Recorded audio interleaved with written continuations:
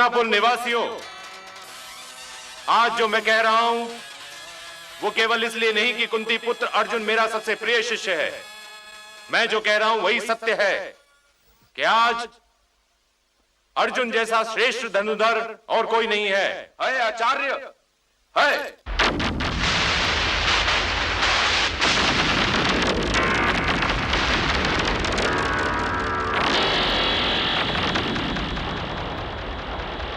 परीक्षा लिए बिना किसी को सर्वश्रेष्ठ धनुर्धर कह देना आपको शोभा नहीं देता। अर्जुन के सभी गुणों में से केवल एक गुण मेरे पास नहीं, और वो गुण यह है कि मैं आपका शिष्य नहीं हूं। यदि मैं आपका शिष्य रहा होता तो आप अब तक मेरा अंगूठा भी कटवा चुके होते। उस अंगूठे में मुझे हस्तिनापुर की ओर चलने वाले वाणों के अंकुर दिखाई दे रहे थे धनुर्धर। तब तो मेरा अंगूठा बच गया, क्योंकि हस्तिनापुर तो मेरे लिए आदरणीय है और सदैव आदरणीय रहेगा। मैं हस्तिनापुर नरेश, पितामह भीष्म, कुलगुरु कृपाचार्य और आपको प्रणाम करता हूं।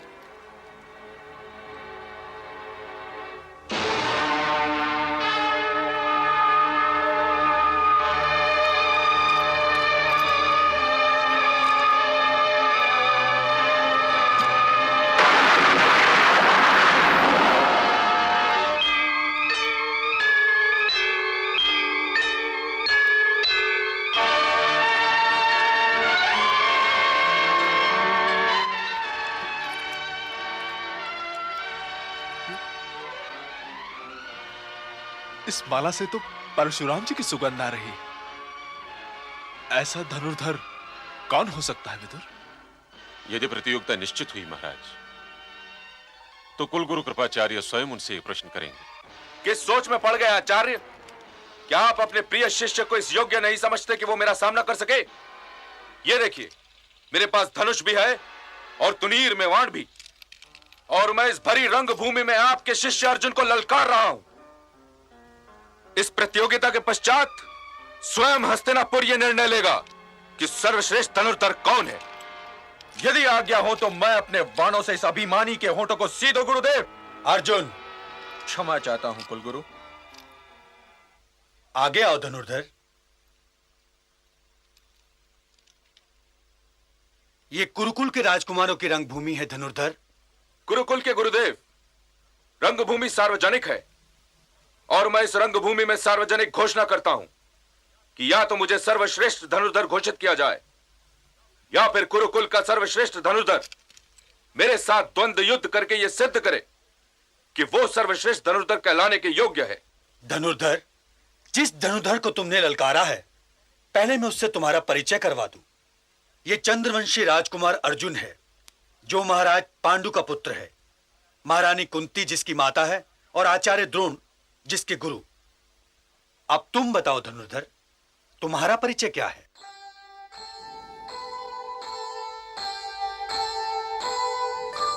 जाने जो बोले नहीं, जो बोले अनजान, कर्ण स्वयं कैसे कहे क्या उसकी पहचान, क्या उसकी पहचान।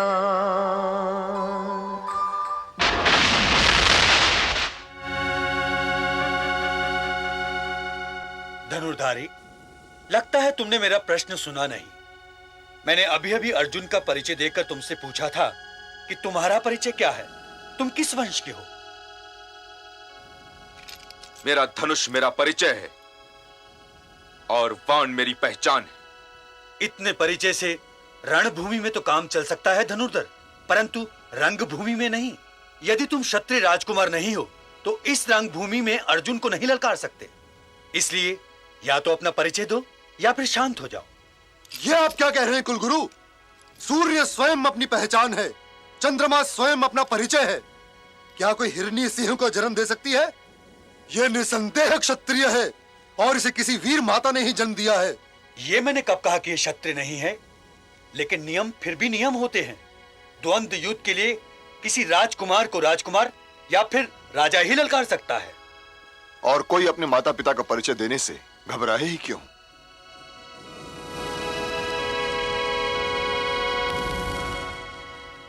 धनुर्धर, मैं तुमसे तुम्हारे माता पिता का नाम नहीं पूछूंगा। मैं तुमसे यह भी नहीं पूछूंगा कि तुम किसके वंशज हो। मेरे लिए तुम्हारा इतना परिचय ही बहुत है कि तुम केवल वीर ही नहीं, महावीर हो, और तुम्हें किसी और परिचय की आवश्यकता भी नहीं है। परंतु यदि कुल गुरु ये कह रहे हैं कि नियम के अनुसार अर्जुन को ललकारने का अधिकार तुम्हें तभी प्राप्त हो सकता है जब तुम ये सिद्ध कर दो कि तुम राजा हो या राजकुमार, तो यही सही। मैं तो कभी सोच भी नहीं सकता था कुलगुरु कि कभी वो दिन भी आ सकता है जब हस्तिनापुर अपने आंगन में खड़े हुए किसी महावीर के लिए आंखें बिछाने की जगह उसका अपमान करेगा। परंतु आज का दिन वही दिन है और मैं ये कभी सहन नहीं कर सकता। मैं नहीं जानता कुलगुरु कि ये धनुर्धर कौन है, पर मैं इतना अवश्य जानता हूं कि ये वीर पुत्र है। और आप सबके संतोष के लिए आज मैं अपने उन अधिकारों का प्रयोग करूंगा जो मुझे मेरे पूज्य पिताश्री से मिले हुए हैं और पितामह जिनके साक्षी हैं। तुम्हारा नाम क्या है धनुर्धर? मेरा नाम कर्ण है। अंग देश का राज्य मेरे अधिकार में है कुलगुरु, और मैं आज अपने मित्र कर्ण को अंग देश का राजा बनाता हूं। अंगराज कर्ण की जय।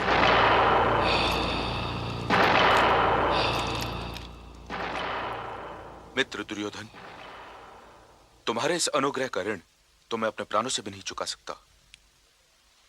आज से मेरा जीवन तुम्हारे लिए, मेरी निष्ठा तुम्हारे लिए, और मेरी मृत्यु भी तुम्हारे लिए होगी। मेरे मित्र कर्ण के राज्याभिषेक का आयोजन किया जाए कुलगुरु।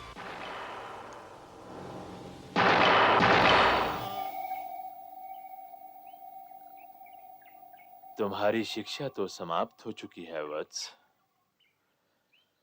अब गुरु से बिछुड़ने का समय आ गया है। आपने तो यह कह दिया था गुरुवर कि मैं गुरु दक्षिणा दिए बिना ही चला जाऊं, परंतु मैं गुरु दक्षिणा दिए बिना कैसे चला जाऊं? तुम्हें शिक्षा देने में जो मुझे आनंद मिला उसी को गुरु दक्षिणा मान लो वत्स। तुम्हारे जैसे योग्य शिष्य कहां मिलते हैं आजकल किसी गुरु को। किंतु यह सदैव याद रखना कि तुम एक ब्राह्मण हो और क्षत्रिय धर्म की रक्षा करना तुम्हारा कर्तव्य है। और यदि तुम ये देखो कि क्षत्रिय अपने धर्म का उल्लंघन कर रहे हैं तो उनका विरोध करो, जैसे मैंने किया था।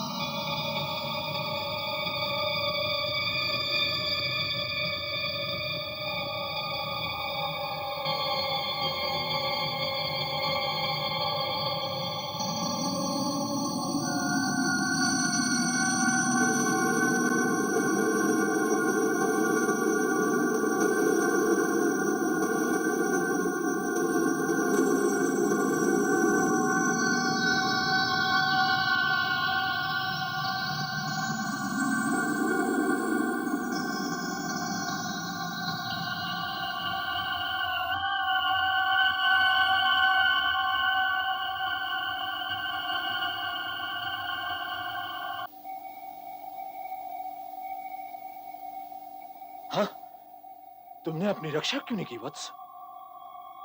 यदि मैं अपनी रक्षा करता तो आपके विश्राम की रक्षा नहीं कर पाता गुरुवर।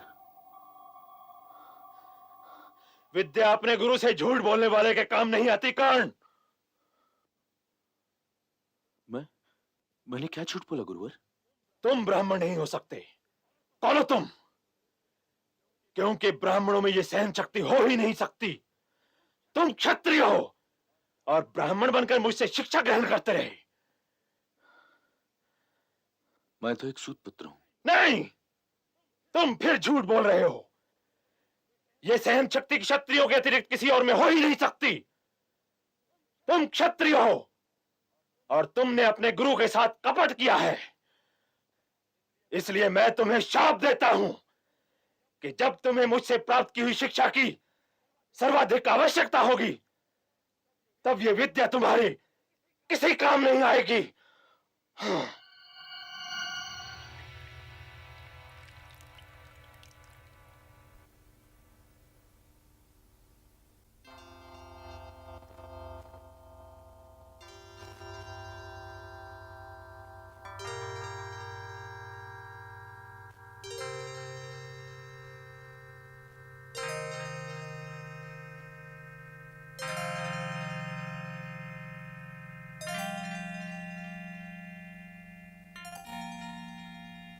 हे कर्ण,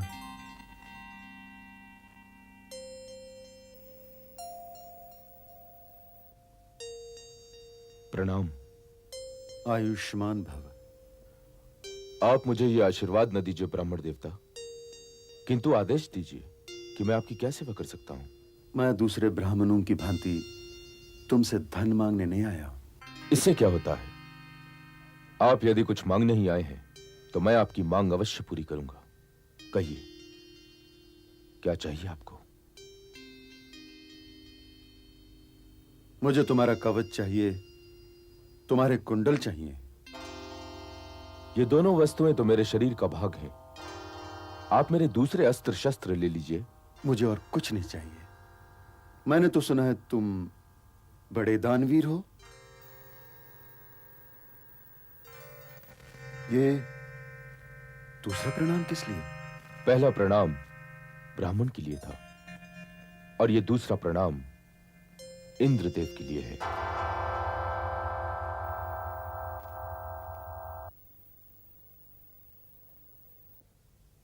परंतु आप चिंता न कीजिए। मैं ये जानता हूं कि आप मुझसे मेरा कवच और मेरे कुंडल क्यों मांग रहे हैं। किंतु हे इंद्रदेव, मैं प्रतिज्ञाबद्ध हूं। आपने मुझसे मांगा ही ऐसे समय है कि मैं आपको ना नहीं कर सकता। यह मेरे लिए बड़े गर्व की बात है कि मैं ही एक ऐसा मानव हूं जिसके आगे स्वयं देवराज इंद्र हाथ फैला रहे हैं।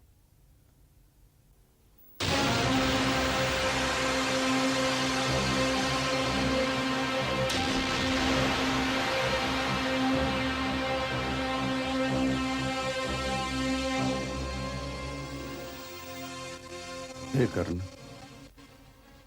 कदाचित परमपिता ब्रह्मा के लिए तुम जैसा कोई और दानवीर बनाना संभव नहीं। सूर्यदेव ने तुम्हें बता दिया था कि मैं आने वाला हूं।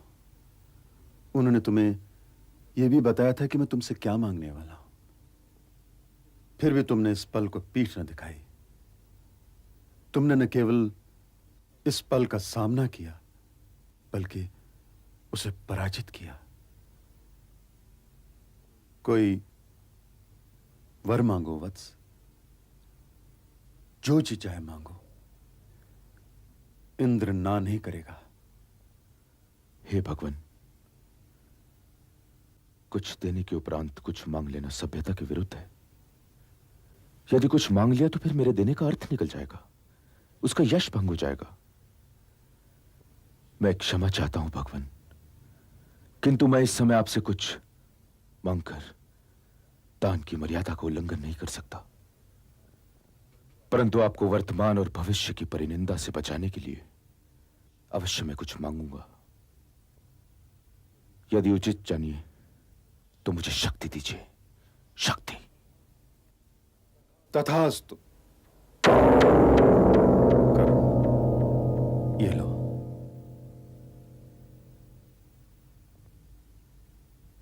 किंतु तुम इसका प्रयोग एक बार कर सकते हो, फिर मेरा अस्त्र मेरे पास लौट आएगा।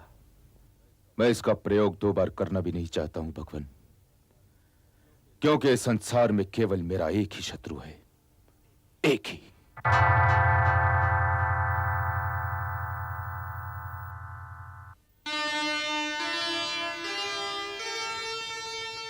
जन्म जात कुंडल कवच थे अंगों के अंग,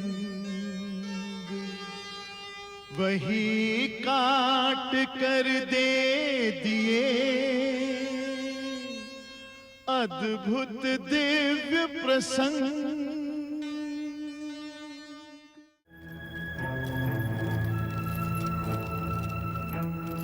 प्रणाम वासुदेव। प्रणाम।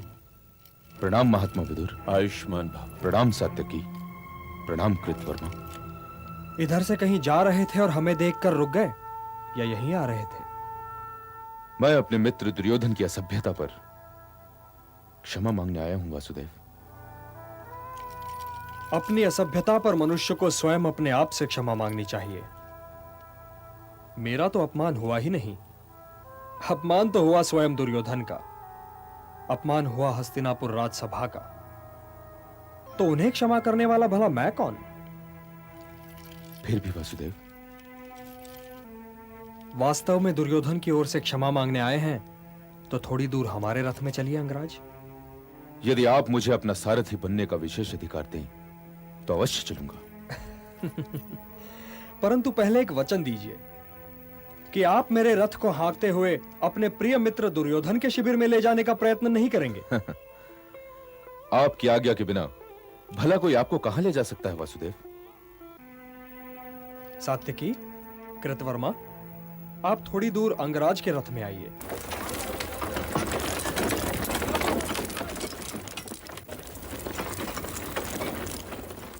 रथ रोकिए अंगराज।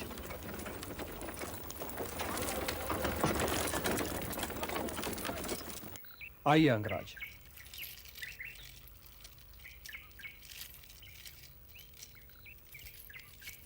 आप लोग यहीं प्रतीक्षा कीजिए।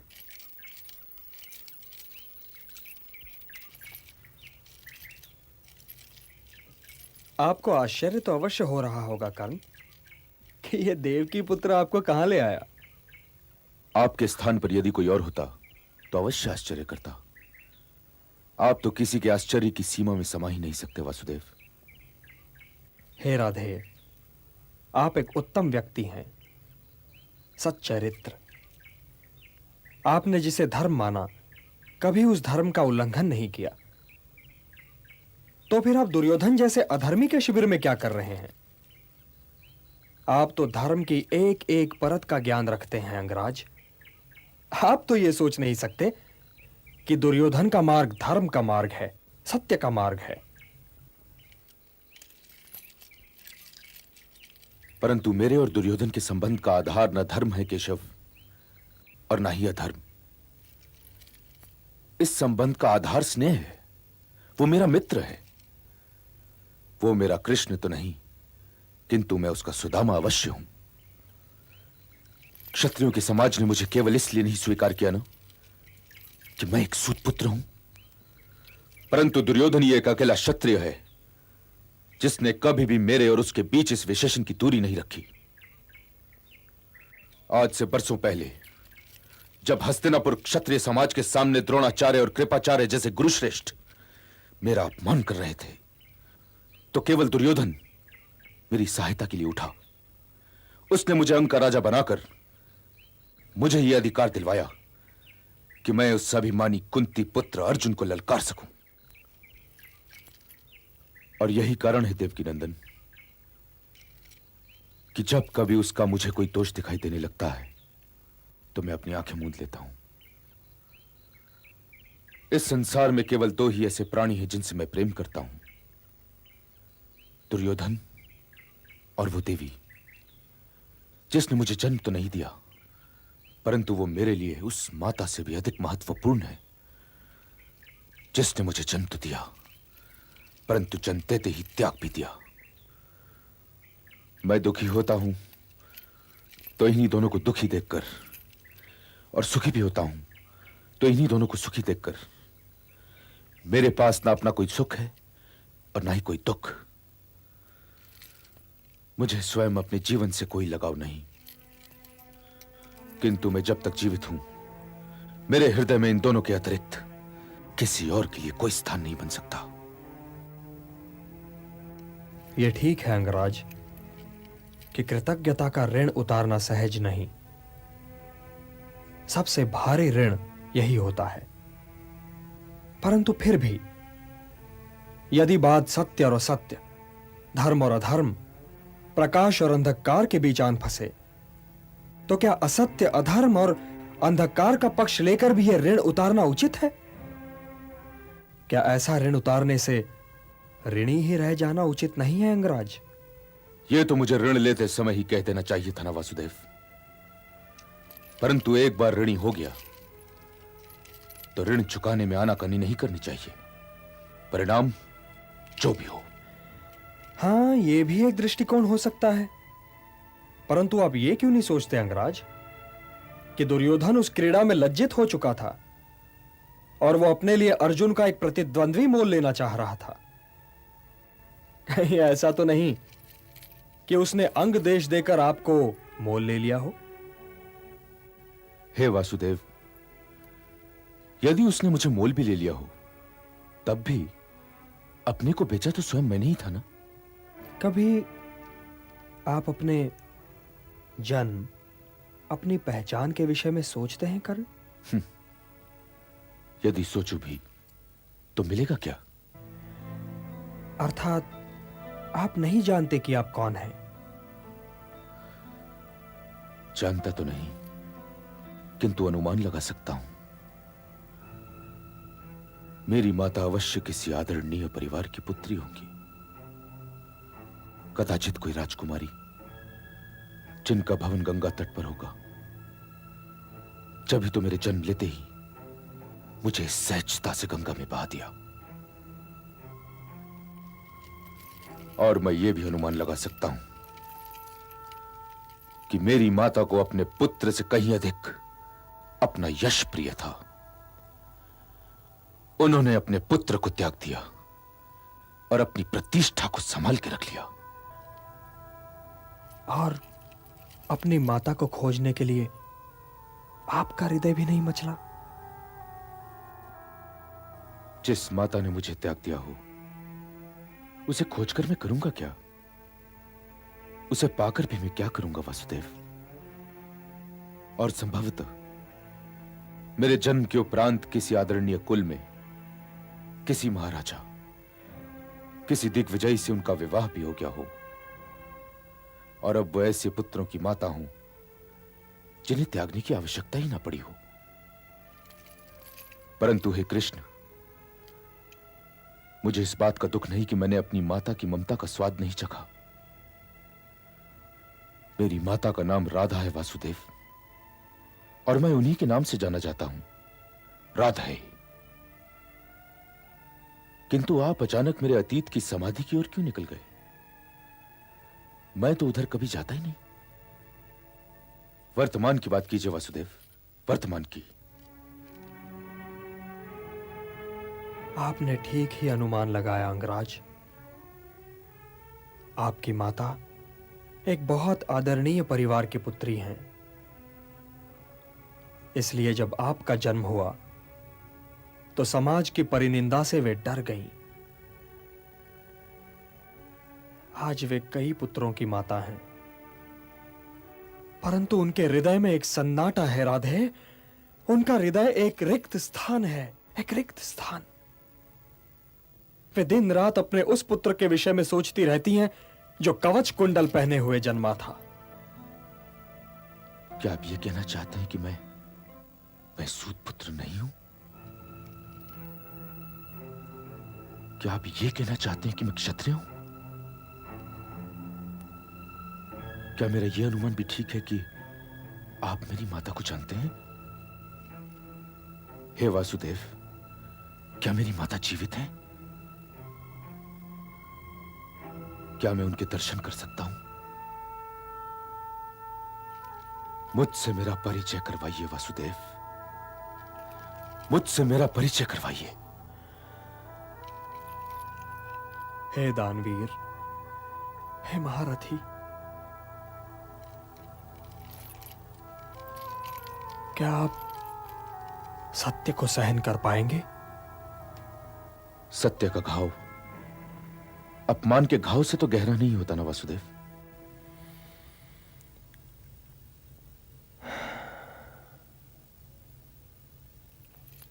आपकी माता आपके अतिरिक्त 5 और महारथियों की माता हैं,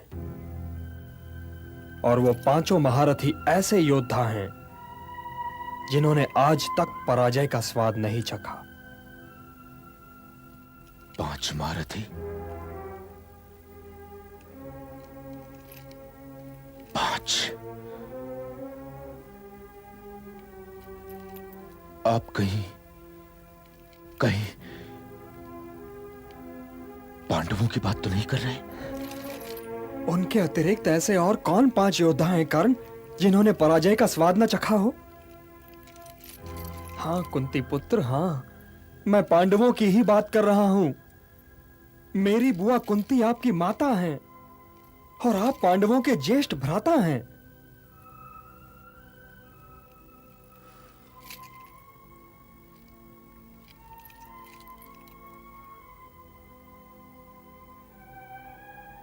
और मेरे पिता कौन है वासुदेव? आपके यही इष्ट देव आपके पिता हैं कर्ण। मैं सूर्य पुत्र हूं? हाँ।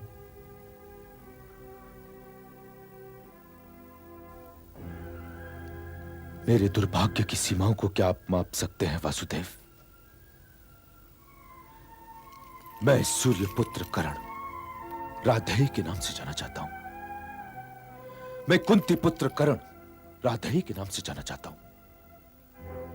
मैं कुलीन युधिष्ठिर, शक्तिशाली भीम, शूरवीर अर्जुन, सुंदर नकुल और बुद्धिमान सहदेव का ज्येष्ठ भ्राता कर्ण राधेय के नाम से जाना चाहता हूं। सारा संसार मुझे सूत पुत्र कहता रहा और मैं सुनता रहा मैं। तनिक सोचिए वासुदेव, तनिक सोचिए, तनिक मेरी पीड़ा समझने का प्रयत्न कीजिए और इसका उपचार बताइए। हे देव की नंदन, आप तो ये सब कुछ पहले से जानते रहे होंगे ना, तो फिर आपने मुझे बताया क्यों नहीं? बताया क्यों नहीं वासुदेव, बताया क्यों नहीं? और आज मुझे क्यों बता रहे हैं आप? मैं तो पांडवों के लिए अपनी घृणा की पूंजी लिए जी रहा था और अपने को धनी समझ रहा था। मैं धनी समझ रहा था। आपने मुझे ये सब कुछ बताकर मेरा मानसिक संतुलन क्यों बिगाड़ दिया? मुझसे मेरी घृणा छीनकर मुझे निहत्था क्यों कर दिया? क्यों? आपने ऐसा क्यों किया? अब मैं अपने बाणों की दिशा अर्जुन की ओर कैसे कर पाऊंगा? हे मधुसूदन, आपने तो मुझे युद्ध के आरंभ से पहले ही हरा दिया। आपने ऐसा क्यों किया मधुसूदन, क्यों किया? हे मेरे प्रिय भ्राता कुंती पुत्र कर्ण, मैंने ऐसा इसलिए किया कि मैं ये नहीं चाहता कि ज्येष्ठ पांडु पुत्र अपने अनुजों के विरुद्ध युद्ध करे। आप बुआ कुंती के विवाह के पहले जन्म ले चुके थे, इसलिए नियमानुसार आप बुआ कुंती के पति महाराज पांडु के ज्येष्ठ पुत्र हैं। आप ज्येष्ठ पांडव हैं कर्ण, आप ज्येष्ठ पांडव हैं। मेरे साथ चलिए कर्ण। इंद्रप्रस्थ राज का मुकुट आपके सिर पर होगा। आपके अनुज आपका चरण स्पर्श करेंगे। सर्वश्रेष्ठ गदाधर भीम आपके सिर पर छत्र की छाया रखेंगे। अर्जुन आपका सारथी होगा और स्वयं मैं नकुल और सहदेव के संग आपके रथ के पीछे चलेंगे। स्वयं मैं कर्ण। हे प्रिय पांडुपुत्र, धर्म पालन में आप युधिष्ठिर जैसे हैं, धनुर्धरी में आप अर्जुन जैसे हैं, सौंदर्य में आप नकुल जैसे हैं और योद्धा की शालीनता में आप सहदेव जैसे हैं। मुझे तो आश्चर्य हो रहा है कि अब तक यह सब किसी ने देखा क्यों नहीं, कि अब तक किसी ने आपको पहचाना क्यों नहीं। मेरे साथ चलिए अंगराज, मेरे साथ चलिए। मैं सारे संसार को आपके चरणों में डाल दूंगा, सारे संसार को। और इससे ऊपर ये कि आपको 5 भाई मिल जाएंगे और आपको अपनी माता मिल जाएगी।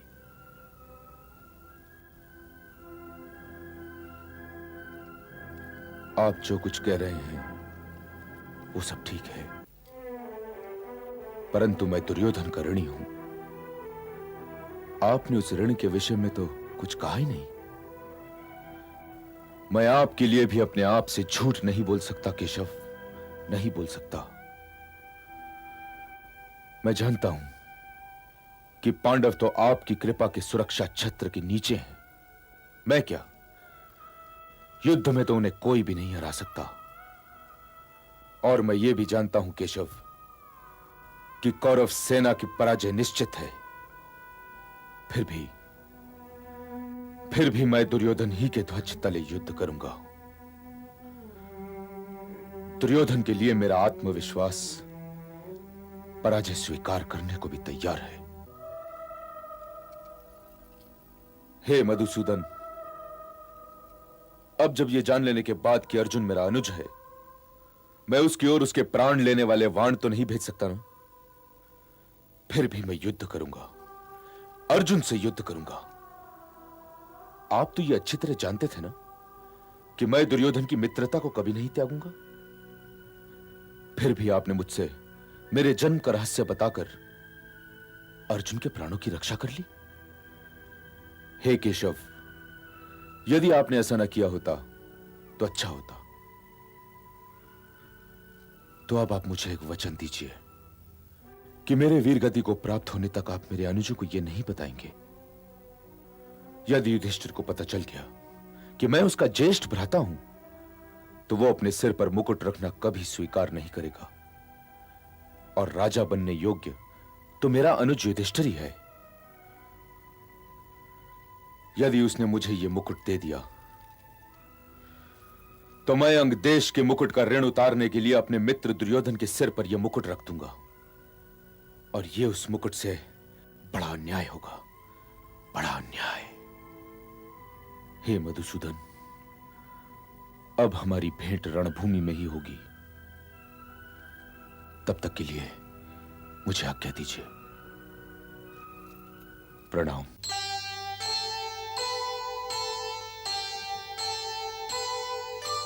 पश्चिम से सूरज उगे, दिन बन जाए रात, किंतु कभी ना मित्र से कर्ण करेगा घात, कर्ण करेगा घात।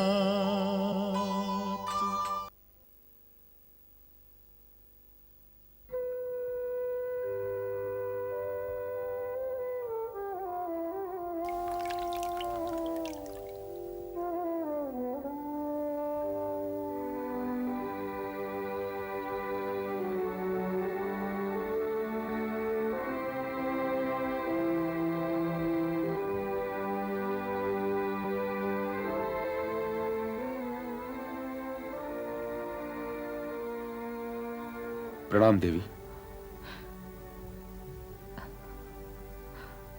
आप उस वृक्ष की छाया में नीचे बैठकर बताइए देवी कि यह अधिरथ पुत्र राधा आपकी क्या सेवा कर सकता है।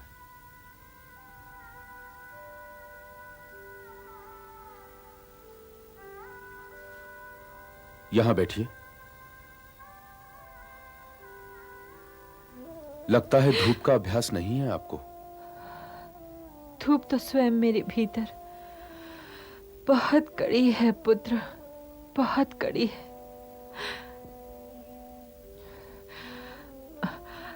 मैं तुमसे कुछ मांगने आई हूं। मैं जानता हूं देवी, मेरे पास जो भी आता है कुछ मांगने ही आता है, परंतु मांगने से पहले क्या आप मुझे अपना परिचय देंगी? क्योंकि जिस प्रकार आपने मांगा है वो मांगने वालों की शैली नहीं थी। मुझे ऐसा लगा जैसे आज आप पहली बार किसी से कुछ मांग रही हो। यदि मांगना नहीं आता है देवी तो मांगिए मत, आदेश दीजिए। नहीं नहीं, तुम्हें आदेश देने का मुझे कोई अधिकार नहीं है। तुम्हें आदेश देने का तो अधिकार केवल तुम्हारी मां राधा को है। मैं उस देवी को प्रणाम करती हूँ जिससे तुम जैसा पुत्र मां कहकर पुकारता होगा और उस मां का आशीर्वाद पाता होगा। क्या आप उन्हें जानती हैं? भारतवर्ष में ऐसा कौन है जो तुम्हारी माता को नहीं जानता? भारतवर्ष की बात छोड़िए देवी, अपनी माता को तो स्वयं मैं भी नहीं जानता। मेरी माता ने मुझे जन्म देते ही त्याग दिया था और बहा दिया था इसी गंगा में। परंतु जिस देवी का आपने अभी अभी नाम लिया है वो मेरी माता नहीं है, वो मेरी माता से कुछ अधिक है। वो लोरियां जिन्हें गा गा कर मुझे मेरी माता ने सुलाना चाहिए था, मैंने उसी देवी से सुनी है। उसी देवी के मृदुल हाथों ने मुझे थपथपाया है। उसी देवी की सुगंधित गोद में मुझे नींद भी आई है। आज भी जब मेरी आत्मा के घाव दुखने लगते हैं तो वही देवी ममता का स्नेह लेप लगाती है। फिर भी मेरा जीवन एक शून्य सा लगता है।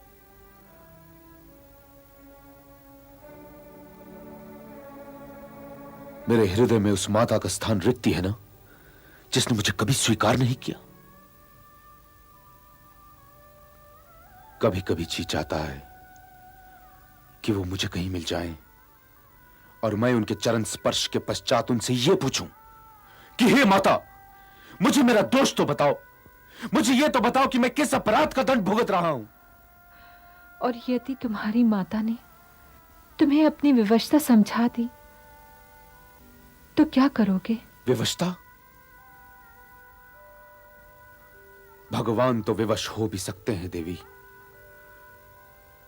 किंतु माता कभी विवश नहीं हो सकती। माता भी विवश हो सकती है राधे, माता भी विवश हो सकती है। मैं जानती हूं तुम्हारी माता की विवशता। आप जानती हैं मेरी माता की विवशता?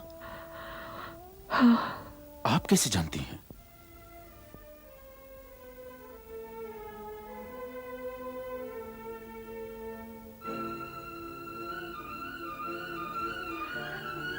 मैं ऐसे जानती हूं।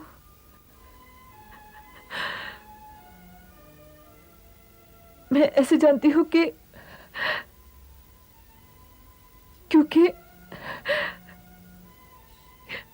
क्योंकि मैं ही वो विवश मां हूं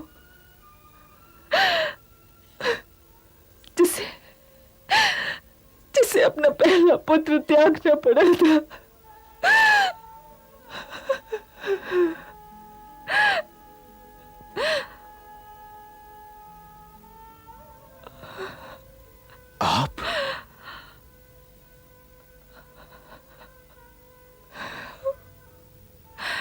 आप मेरी माता हैं? हाँ पुत्र, हाँ। तो मैं इंद्रप्रस्थ की राजमाता को सादर प्रणाम करता हूं। पुत्र? मुझे पुत्र न कहिए, मैं राधा का पुत्र राधा ही हूं, राधा ही। और आप राजमाता कुंती हैं, पांडवों जैसे महारथियों की माता। यह कैसे आश्चर्य की बात है कि राजमाता कुंती इस सूत पुत्र कर्ण के पास कुछ मांगने आई है। मांगिए महारानी कुंती, मांगिए।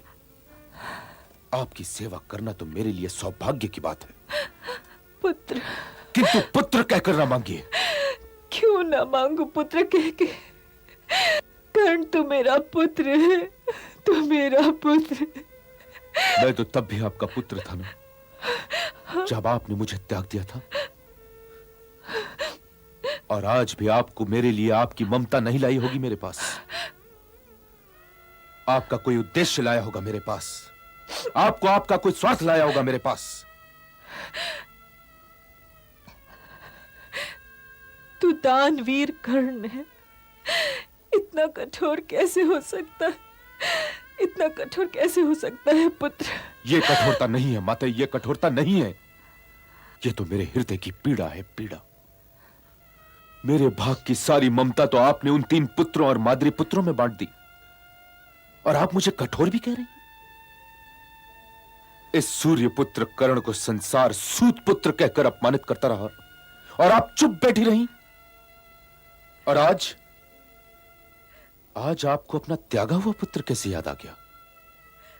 अपने इस त्यागे अभागे पुत्र से क्या चाहिए आपको? जो कुछ मांगना है माता, मांगिए, और शीघ्र ही राजभवन लौट जाइए, कि कहीं कोई आपको इस सूत पुत्र कर्ण के साथ देखकर पूछ न बैठे कि हे महारानी, आप इस सूत पुत्र के पास क्यों आई हैं? क्योंकि आप उस पूछने वाले से यह नहीं कह पाएंगी कि मैं किसी सूत पुत्र के पास नहीं आई हूं, मैं तो अपने पुत्र के पास आई हूं। आपकी जो विवशता उस दिन थी माताश्री, जिस दिन मैंने जन्म लिया था, वही विवशता आज भी है, आज भी।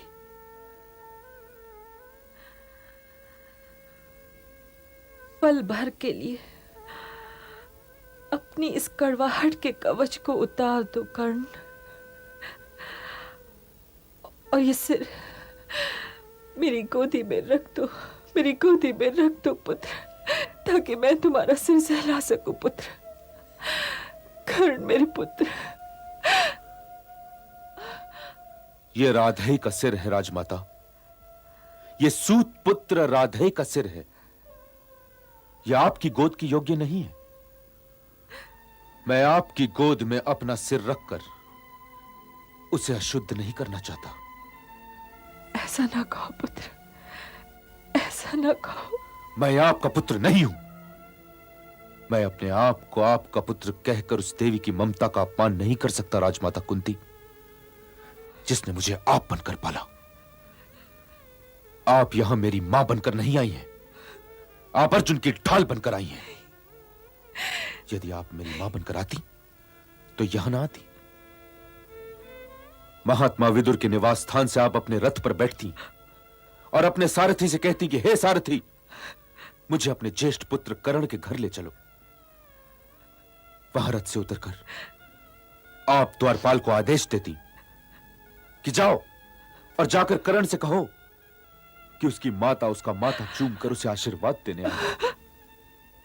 किंतु आपने ऐसा नहीं किया, क्योंकि आप मुझे कुछ देना ही नहीं चाहती।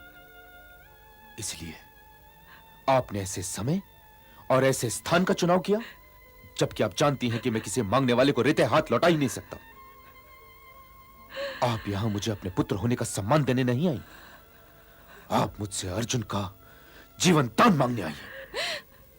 इसलिए ये ममता का मुखौटा उतारिए और जो मांगना है मांगिए। क्या आपने उस दिन रंगभूमि में मेरा कवच और मेरे कुंडल देखकर मुझे पहचान नहीं लिया था?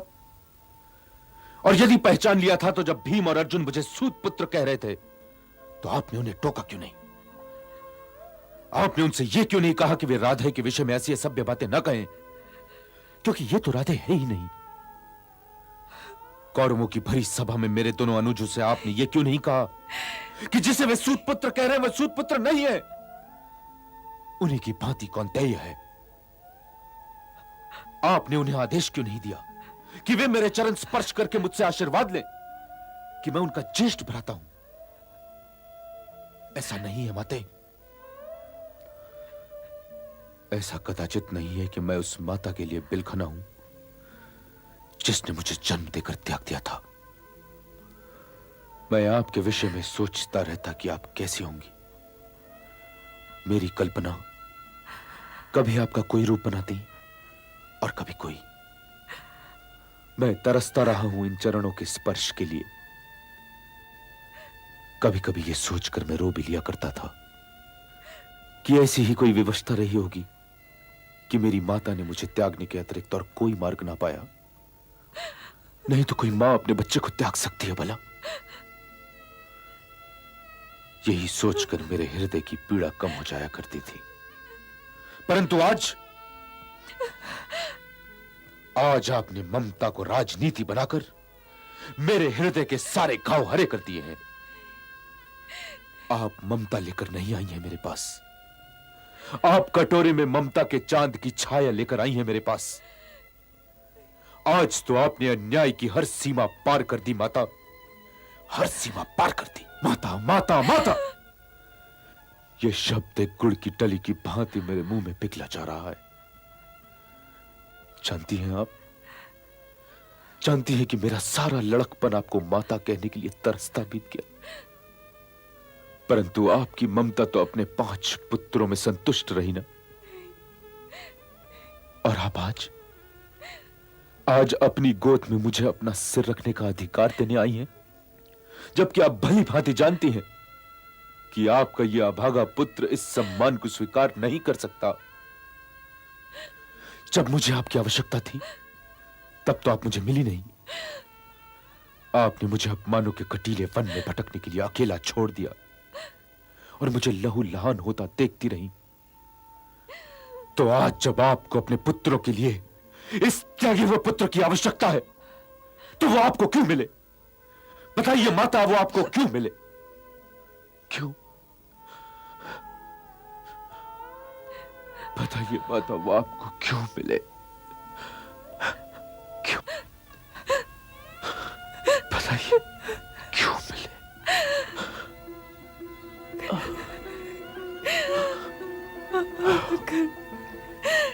कर्ण मेरे पुत्र,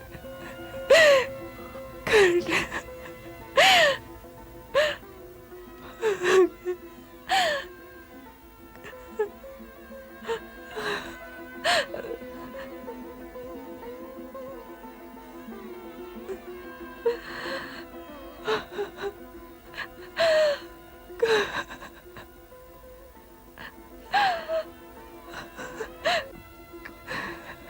आपके आंसुओं की गंगा में स्नान करके मैं तो धन्य हो गया माता, धन्य हो गया।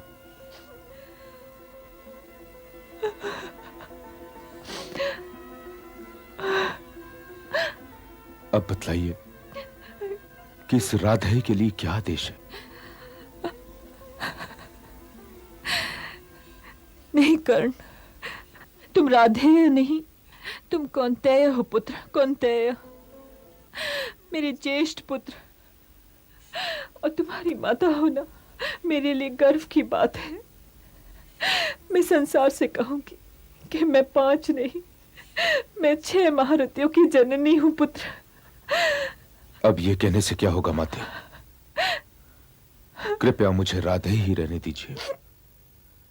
ये राधे कुछ लोगों का ऋणी है माते, और राधे स्वयं अपने ऋण उतारेगा।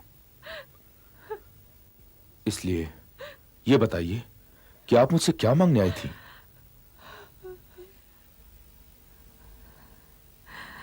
निराश तो नहीं करोगे पुत्र? यदि आप जो कुछ मांग रही हैं वो देना मेरे वश में होगा तो आपकी आज्ञा का पालन अवश्य करूंगा। आदेश दीजिए। अब ये जान लेने के पश्चात कि तुम ज्येष्ठ कौन्तेय हो, तुम्हारे लिए अपने अनुजों से युद्ध करना उचित नहीं है पुत्र। मैं तुम्हें लेने आई हूं। अपने अनुजों के पास चलो, वो तुम्हें सिर आंखों पर बिठाएंगे और तुम इस संसार पर राज करोगे पुत्र। 2 दिनों में ये दूसरी बार है कि मुझे संसार पर राज करने के लिए आमंत्रित किया जा रहा है। कल यही उत्कोच वासुदेव देना चाह रहे थे और आज यही उत्कोच देने का प्रयत्न आप कर रही हैं। नहीं कर्ण, नहीं, ये उत्कोच नहीं है। ये तुम्हारा अधिकार है पुत्र, तुम्हारा अधिकार। मेरा हृदय मेरी अपनी उदासियों और कड़वाहटों से इतना भरा हुआ है कि अब उसमें किसी और मनोवृत्ति के लिए स्थान ही नहीं बचा। आपकी इस आज्ञा का पालन करना मेरे वश में नहीं है। किंतु किंतु क्यों नहीं है तुम्हारे वश में? क्यों नहीं है पुत्र? क्योंकि कौंतेय तो मैं अब बना हूं। समझिए कि मेरा दूसरा जन्म हुआ है। जो मैं कौंतेय बन गया तो इस सूत पुत्र राधे का ऋण कौन उतारेगा माते? जब मेरी माता न थी, जब मेरे अनुज न थे, जब इस संसार में मेरा कोई मित्र न था, तब दुर्योधन ने मुझे मित्र कहा था माते। तो क्या आपके इस पुत्र को यह शोभा देगा कि मैं अपने उस मित्र को त्याग कर अपने अनुजों के शिविर में चला जाऊं? यह आभार का ऋण है माते। मैं इस ऋण को चुकाए बिना तो भूलोक को भी नहीं त्यागना चाहता। वो मेरे भरोसे तो पांडवों से युद्ध करने के लिए तैयार हुआ है। तो क्या मैं उसके पास जाकर उससे यह कहूं कि हे मित्र दुर्योधन, पांडव तो मेरे अनुज निकले, तुम कोई और मित्र ढूंढ लो। मेरे सिर पर गुरु परशुराम और एक ब्राह्मण का शाप तो है ही। इंद्रदेव आकर मेरा कवच और मेरा कुंडल मांग ले गए, और अब वासुदेव और आप दोनों ने मुझे निहत्था कर दिया। हे माते, फिर भी मैं दुर्योधन के पक्ष में युद्ध करने के लिए कदाचित उतना ही विवश हूं जितनी विवश आप मुझे त्यागने के लिए थी। परंतु हे माते, आप मुझसे कुछ मांगने आई थी और मैं आपको दे नहीं पाया, इसलिए मैं आपसे क्षमा चाहता हूं। किंतु मैं आपको रीते हाथ नहीं जाने दूंगा। आप 5 पुत्रों की माता हैं, और यह तो मेरे, आपके और सूर्यदेव के अतिरिक्त कोई नहीं जानता कि आप 6 पुत्रों की माता हैं। तो हे माता, युद्ध का परिणाम जो भी हो, आपके 5 पुत्र जीते अवश्य रहेंगे। यदि मैं वीर गति को प्राप्त हो गया तो अर्जुन बचेगा, और यदि वो वीर गति को प्राप्त हो गया तो मैं रहूंगा। आपके पुत्रों की गिनती नहीं बिगड़ेगी माते, नहीं बिगड़ेगी।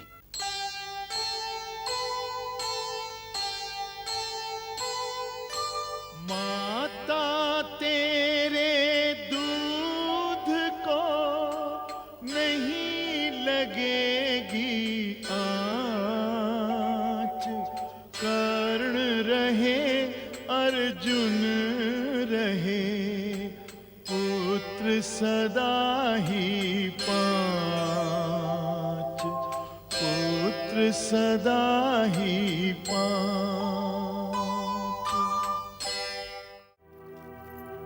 प्रणाम मामा श्री। आओ वत्स आओ। धर्मराज युधिष्ठिर के इस शिविर में तुम्हारा स्वागत है। श्री श्री धर्मराज युधिष्ठिर का शिविर? हाँ, उन्होंने तो हमें अपना पड़ाव डालने ही नहीं दिया। जहां दिन ढलने लगता है वहीं उनके सेवकों की एक सेना आ खड़ी होती है। मैंने तो आज तक ऐसा अतिथि सत्कार देखा ही नहीं। अब यह तो बहुत बड़ा अनर्थ हो गया नरेश। क्यों? अनर्थ क्यों हो गया अंगराज? अनर्थ यूं हुआ है महाराज कि सेवा का वृक्ष लगाया युवराज दुर्योधन ने, और उसका फल मिल रहा है ज्येष्ठ पांडु को। ये आप क्या कह रहे हैं अंगराज? सेवा कोई फल की लालसा में तो नहीं की जाती ना अंगराज? और फिर प्रिय दुर्योधन की सेवा का फल परिवार से कोई बाहर थोड़े ही जा रहा है। अरे जैसे ही नकुल और सहदेव के मामा, वैसे ही मेरे भांजे दुर्योधन के मामा है कि नहीं? महाराज, महाराज, आप किस चिंता में डूब गए भला? घी कहाँ गया? खिचड़ी में ही ना। और फिर युद्ध का ये तात्पर्य तो नहीं महाराज कि पांडव हमको पराये हो गए। नहीं नहीं, अरे लाठी मारने से पानी अलग तो नहीं हो सकता ना महाराज, नहीं हो सकता ना। फिर भी तुम्हारे सेवकों को मुझे यह बता देना चाहिए था दुर्योधन कि वे तुम्हारे सेवक हैं। परंतु आपने उनसे ये तो कभी पूछा ही नहीं श्री श्री। आप तो हर पड़ाव पर केवल उनसे यही कहते रहे कि आप उनकी सेवा से अति प्रसन्न हैं और आप ज्येष्ठ भ्राताश्री से उनकी प्रशंसा करेंगे। किंतु मैं तो पांडवों के पक्ष में युद्ध करने के लिए निकला हूं वत्स। तो मैं आपको उनके पक्ष में युद्ध करने से कहां रोक रहा हूं श्री श्री। आपकी सेवा करना तो मेरा कर्तव्य था। मैं तो केवल अपने कर्तव्य का पालन कर रहा हूं। किंतु चाहे वह अनजाने में हुआ हो, मैंने तुम्हारा अतिथि सत्कार स्वीकार किया है और इसीलिए मैं तुम्हें आशीर्वाद दिए बिना तो जा ही नहीं सकता। कुछ मांग लो। मैं आपसे क्षमा चाहता हूं श्री श्री, परंतु मैं अतिथि सत्कार का व्यापारी नहीं हूं और मैं उस सत्कार का मूल्य भी नहीं ले सकता, चाहे वो मूल्य आप अपने आशीर्वाद की मुद्राओं से ही क्यों ना चुकाना चाहते हो। तो फिर युद्ध करो, क्योंकि मैं तुम्हारे आभार का बोझ लेकर रणभूमि में नहीं उतर सकता।